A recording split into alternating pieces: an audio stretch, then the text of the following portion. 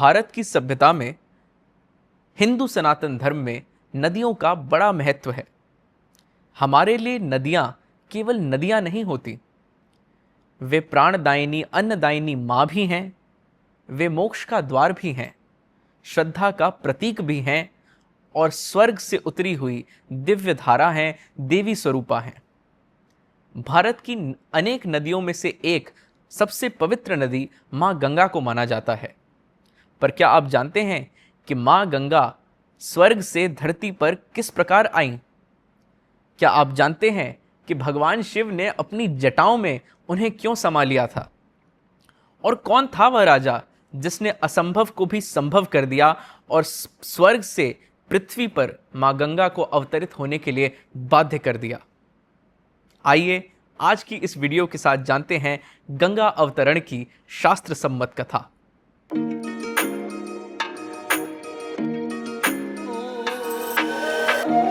नमस्कार, Ritwik speaks YouTube channel पर आप सभी का बहुत बहुत स्वागत। आज की यह कथा बहुत ही खास है क्योंकि आज गंगा दशमी है और गंगा दशहरा या गंगा दशमी की आप सभी को अनेक शुभकामनाएं। आज की यह कथा आपको विभिन्न ग्रंथों में, पुराणों में इसका वर्णन मिलेगा, फिर चाहे वो श्री विष्णु पुराण हो, श्री शिव महापुराण हो या फिर महाभारत के आदि पर्व में भी। और आज की ये कथा जो मैं आपके साथ साझा करने जा रहा हूं, इसका मूल आधार हमने लिया है श्रीमद् वाल्मीकि रामायण में से। गंगा महात्म्य में एक श्लोक है, गंगा गंगेत यो ब्रूयात यो जनानाम शतैरपि मुच्यते सर्व पापेभ्यो विष्णुलोकम स गच्छति। इसका अर्थ है, गंगा गंगेत यो ब्रूयात योजनानाम शतैरपि, अर्थात कोई भी व्यक्ति यदि सहस्त्र योजन यानी 1000 योजन की दूरी पर भी क्यों ना हो, तब भी यदि वह मां गंगा का स्मरण करता है, उनका नाम जप करता है, मुच्यते सर्व पापेभ्यो, सभी पापों के बंधन से वह मुक्त हो जाता है और अंत में विष्णु लोकम स गच्छति, विष्णु लोक को, वैकुंठ धाम को प्राप्त करता है। ऐसा क्यों कहा जाता है, इसका रहस्य भी आज की इस कथा में छिपा है। तो आइए आरंभ करते हैं। कथा शुरू होती है भगवान श्री राम के पूर्वज इक्ष्वाकु वंश की श्रृंखला में हुए एक महान सूर्यवंशी सम्राट के साथ, जिनका नाम था महाराज सगर।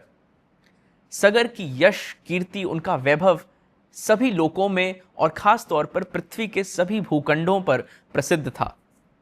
और एक दिन चक्रवर्ती बनने की चेष्टा से, यानी संपूर्ण पृथ्वी पर अपना प्रभुत्व स्थापित करने की चेष्टा से, उन्होंने एक अश्वमेध यज्ञ का आयोजन किया। अश्वमेध यज्ञ का क्या अर्थ होता है, यह भी आज समझ लेते हैं। दरअसल कोई भी राजा यदि चक्रवर्ती बनना चाहता है तो अपना चुना हुआ एक पवित्र घोड़ा, एक अश्व, उसकी पूजा करवाई जाती है, उसका यज्ञ कराया जाता है और उसके बाद उस अश्व को पृथ्वी के सभी भूखंडों पर, सभी राज्यों पर विचरण करने के लिए छोड़ दिया जाता है।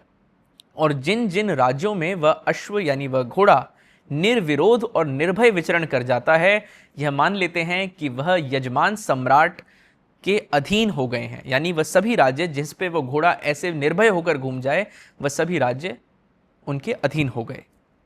ठीक ऐसा ही महाराज सगर ने भी किया और उनका अश्व एक एक करके पृथ्वी के सभी भूखंडों पर घूमा और एक एक करके अनेक राज्यों को अपने अधीन उन्होंने कर लिया। उनकी इस बढ़ती ख्याति और बढ़ती हुई शक्ति से देवराज इंद्र को बड़ी चिंता हुई और उन्हें ईर्ष्या भी हुई। उन्हें लगा कि मैं तो स्वर्ग का राजा हूं, परंतु ये मनुष्य मात्र चक्रवर्ती मेरे रहते कैसे बन सकता है। तो उन्होंने छल पूर्वक उस अश्व का अपहरण किया और एक महान तपस्वी की कुटिया कपिल मुनि के आश्रम के बाहर उसे बांध दिया।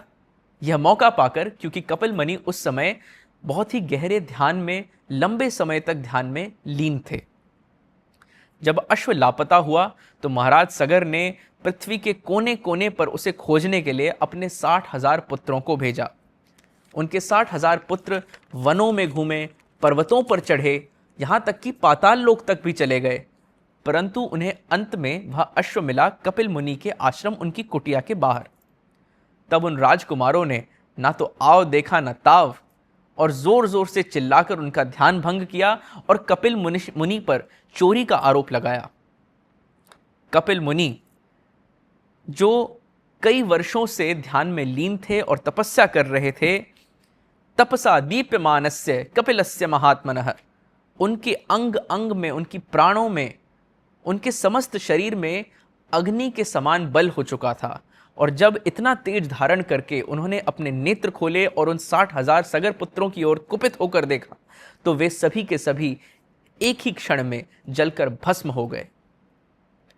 60,000 राजकुमारों के अवशेष, उनकी अस्थियां उस धरा पर पड़ी की पड़ी रह गईं और उनकी आत्माएं धरती पर दुर्व्यवस्था में विचरण करने लगी। जब सागर को यह पता चला तो वे शोकग्रस्त हो गए और शोक की ही अवस्था में परलोक सिधार गए। बाद में उनके पौत्र अंशुमन और दिलीप उस स्थान पर पहुंचते हैं और तब उन्हें पता चलता है कि उनके पूर्वजों की मुक्ति केवल मां गंगा के स्पर्श से, उनके पवित्र जल के स्पर्श से संभव है। तो वो भी अपने अपने तरीके से यत्न करते हैं कि किस प्रकार स्वर्ग से मां गंगा को धरती पर लाया जाए, परंतु विफल हो जाते हैं। तब जन्म होता है एक ऐसे राजा का जिसने सदा के लिए अपना नाम इतिहास के पन्नों में अमर कर दिया, भागीरथ।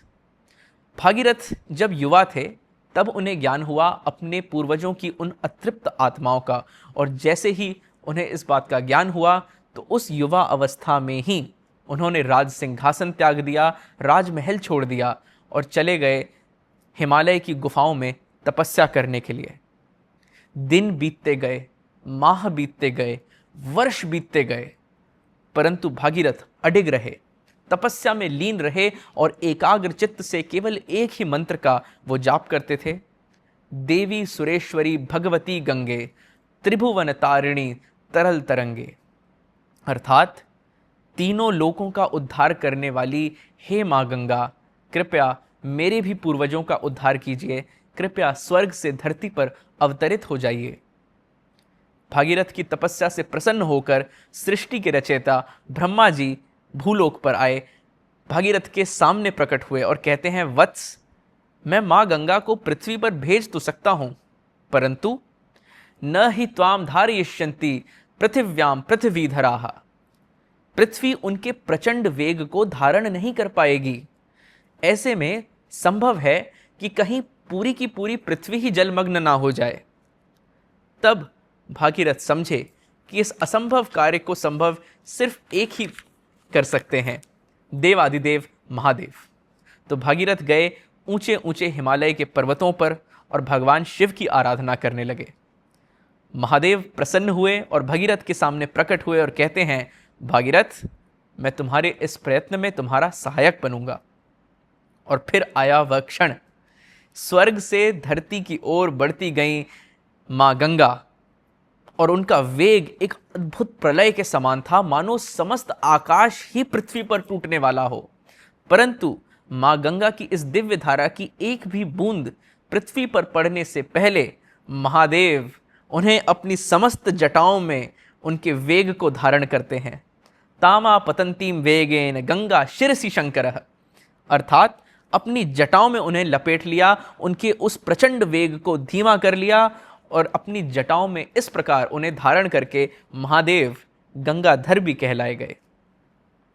भागीरथ की प्रार्थना का फल उन्हें प्राप्त हुआ और धीरे धीरे शिवजी ने गंगा जी को अपनी जटाओं में से मुक्त करना शुरू किया और इस प्रकार धरती पर उनका अविरल प्रवाह आरंभ हुआ।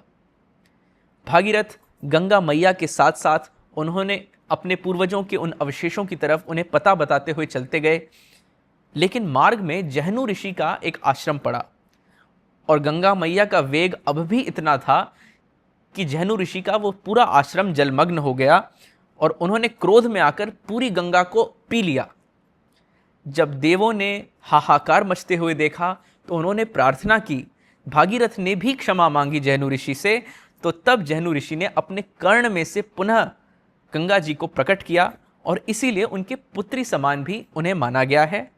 और इस पुनरुत्पत्ति के कारण गंगा मैया का एक और नाम भी प्रसिद्ध है, हम उन्हें जानवी कहकर भी बुलाते हैं। अंततः गंगा उस स्थान पर पहुंची जहां सगर पुत्रों के अवशेष, उनकी अस्थियां अभी भी पड़ी हुई थीं। वर्षों से मोक्ष और मुक्ति की कामना कर रही उन आत्माओं को जब मां गंगा के पवित्र जल ने स्पर्श किया तो तत्क्षण 60,000 आत्माओं को एक ही साथ मुक्ति प्राप्त हुई। और तभी से गंगा जी को कहा जाता है पतित पावनी मोक्षदायिनी मां गंगा। दरअसल आज की इस कथा से जो सीख हमें मिलती है, गंगा का प्राकट्य कोई दैवीय संरचना नहीं थी, बल्कि एक मनुष्य मात्र के अथक परिश्रम से संभव हुआ। और इससे हमें यह सीखने को मिलता है कि कोई भी असंभव कार्य सिर्फ तब संभव हो सकता है जब 3 चीजों का मिश्रण हो: सत्यनिष्ठा, पुरुषार्थ का बल और देव आदिदेव महादेव की असीम कृपा और उनका अनुग्रह। आज की इस वीडियो का अंत पुनः उसी श्लोक के साथ कर रहा हूं जिससे इसका आरंभ किया था। गंगा गंगेत यो ब्रूयात योजनानां शतैरपि मुच्यते सर्व पापेभ्यो विष्णुलोकम स गच्छति। आप भी जहां से भी इस वीडियो को देख रहे हैं, दूर से ही सही, एक बार गंगा जी का स्मरण करें, उनका नाम पुकारें। हर हर गंगे, नमः पार्वती पतये, हर हर महादेव। ऋत्विक स्पीक्स पर इसी प्रकार आध्यात्मिक प्रसंगों का, पौराणिक ग्रंथों का और हमारी कथाओं का यह क्रम जारी रहेगा। तब तक के लिए नमस्कार।